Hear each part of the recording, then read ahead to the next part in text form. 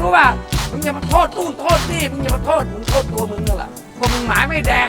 มึงไม่เอาจริงเอาจังต่อชีวิตของมึงแล้วมึงบอกว่าหาไส้แห้งเฮียอะไรในโลกนี้ไม่มีไส้แห้งทุกอาชีพ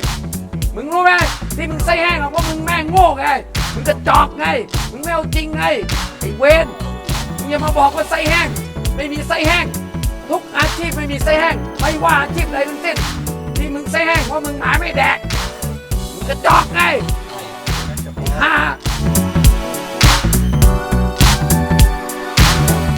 มึงไม่ต้องมาคิดเฮียอะไรมันอยู่ในใจมึงไอ้เฮีย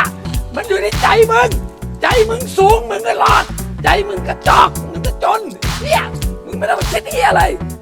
มึงอย่าเพ้อเจ้อมึงไม่มีเทพเจ้าเฮียอะไรมาประทานเงินให้แกมึงมันอยู่ที่ความไม่เอาจริงเอาจังในชีวิตมึงไอ้หาทุกศาสตร์ทุกสาขาอาชีพทั้งหมดมีคนที่เก่งที่สุดและมีคนที่รวยที่สุดหมดมึงรู้ไหมทุกสาขาอาชีพ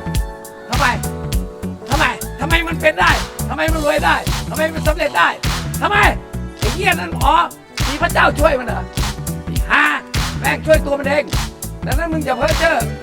เด็กทุกคนอยากยิ่งใหญ่มึงต้องเหนื่อยกว่าคนอื่นมึงต้องเรียนรู้มากกว่าคนอื่น